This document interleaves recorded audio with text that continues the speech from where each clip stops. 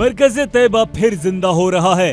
पाकिस्तान में दोबारा खड़ी हो रही हैं आतंकी इमारतें। ऑपरेशन सिंदूर के स्ट्राइक में तबाह किए गए लश्कर के मुख्यालय को फिर से बनाया जा रहा है, वो भी आईएसआई की खुली सरपरस्ती में।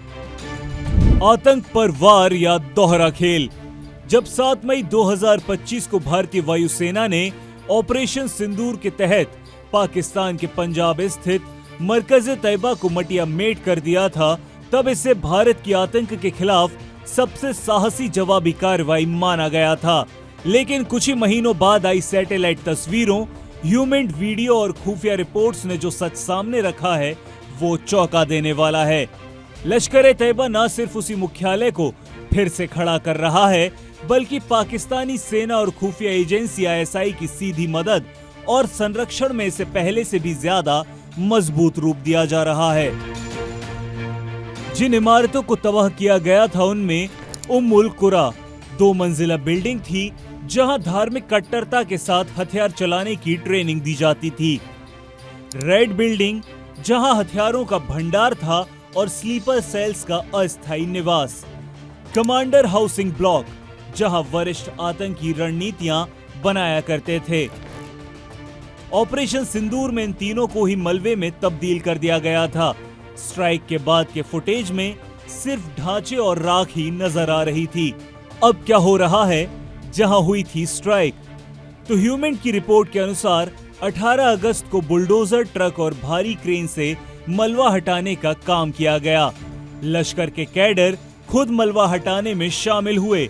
4 सितंबर को अंतिम 2 खंडरों को भी पूरी तरह से गिरा दिया गया। इसका मकसद साफ है, पुनर्निर्माण की गति को तेज करना, और इसकी संभावित डेडलाइन है फरवरी 2026, ताकि कश्मीर एकजुटता दिवस पर बड़ा शो ऑफ स्ट्रेंथ किया जा सके। मरकज़े तैयबा के पुनर्निर्माण की पूरी कमान लश्कर-ए-तैयबा के शीर्ष आतंकियों के हाथों में है। इस अभियान की अगुवाई मौलाना अबू जार कर रहा है, जो मरकज का डायरेक्टर है और निर्माण गतिविधियों की निगरानी में पूरी तरह से सक्रिय है। उसके साथ यूनुस शाह बुखारी भी शामिल है, जो लश्कर का मुख्य ट्रेनर यानी उस्ताद उल मुजाहिदीन है और ऑपरेशनल लॉजिस्टिक्स से लेकर ट्रेनिंग प्रोग्राम तक की पूरी योजना पर नजर रख रहा है। वहीं वैकल्पिक ट्रेनिंग सुविधाओं की जिम्मेदारी अब्दुल राशिद मोहसिन के पास है, जो बहावलपुर के मरकज अक्सा, कसूर के मरकज यारमूक में नए कैंप्स को संचालित कर रहा है। इन अस्थायी ठिकानों को तब तक इस्तेमाल किया जा रहा है जब तक मुरीद के स्थित मुख्यालय दोबारा पूरी तरह से तैयार नहीं हो जाता। पैसे कहां से आ रहे हैं? पाकिस्तान की सरकार से। जो चौंकाने वाले तथ्य सामने आए हैं उन पर गौर करें तो अगस्त 2025 में पाकिस्तान सरकार द्वारा लश्कर को 1.25 करोड़ पाकिस्तानी रुपए की फंडिंग दी गई। पूरी परियोजना की लागत 15 करोड़ रुपए तक आंकी गई है। पाकिस्तानी सेना, आईएसआई और स्थानीय प्रशासन बिल्डिंग परमिशन, सुरक्षा और संसाधनों में सीधे मदद कर रहे हैं। डोनेशन की आड़ में फंडिंग का जाल। लश्कर-ए-तैयबा पुराने फॉर्मूले पर काम कर रहा है। बाढ़ और प्राकृतिक आपदाओं के बहाने चैरिटी कैंपेन शुरू किए हैं। सेना के पाक रेंजर्स भी राहत वितरण के कार्यक्रम में साथ खड़े नजर आए। इन अभियानों का असली उद्देश्य है आतंकी इंफ्रास्ट्रक्चर के लिए जनता और विदेशियों से फंड जुटाना। चौंकाने वाला आंकड़ा, 80% तक चंदा आतंकी इमारतों, हथियारों और ट्रेनिंग में इस्तेमाल किया गया, और यही तरीका 2005 के भूकंप के दौरान भी अपनाया गया था।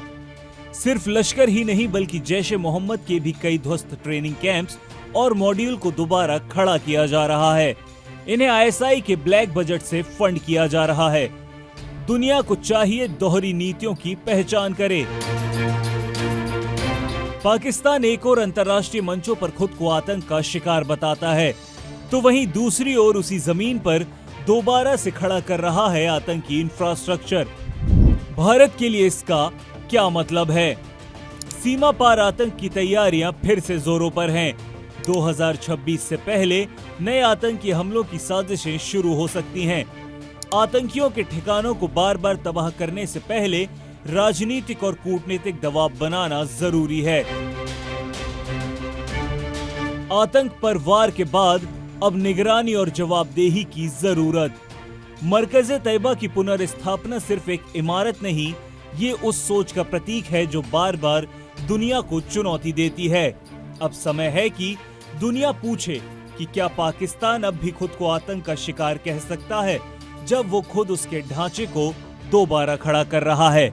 इस पर आपकी क्या राय है, हमें कमेंट्स में जरूर बताएं।